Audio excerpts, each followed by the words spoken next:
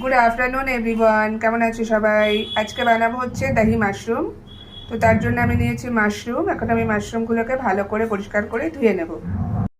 তো মাশরুমগুলোকে ধুয়ে পরিষ্কার করে নিয়েছি। তো মাশরুমে আমার লাগবে হচ্ছে ক্যাপসিকাম আর হচ্ছে গিয়ে টমেটো, একটু নিয়েছি মটরশুঁটি, এগুলোকে কেটে নেব।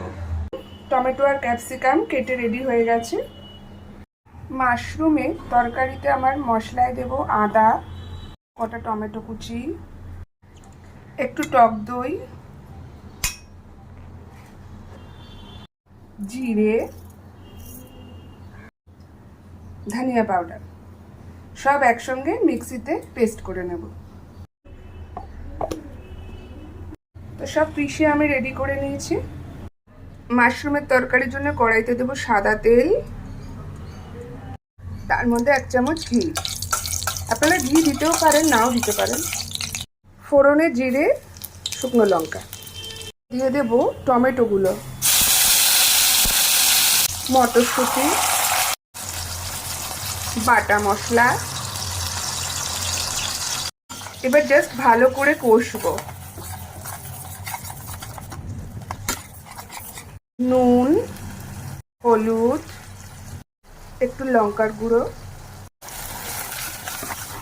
একটু মিষ্টি, একটুখানি দই আমি শুধু ফেটিয়ে নেব মিক্সিতে। এবার দিয়ে দেবো ক্যাপসিকামগুলো।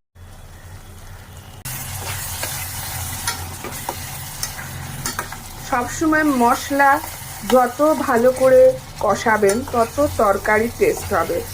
আর যদি মশলা ঠিক করে না কষে তাহলে একটা কাঁচা কাঁচা তরকারিতে মশলার গন্ধ রয়ে যাবে। দইটাকে জাস্ট হালকা করে একটু গুঁড়িয়ে নিয়েছি। এবার আমি দিয়ে দেবো মাশরুমগুলো।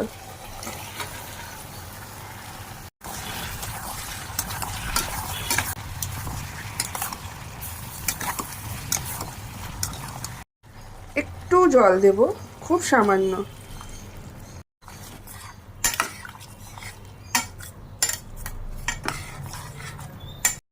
এবার আমি 5-7 মিনিট ছেড়ে দেব।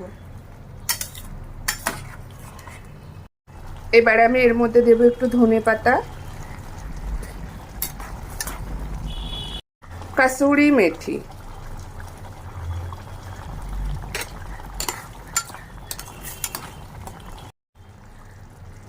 আভি। এবার আমি উপর থেকে দেব একটু দই।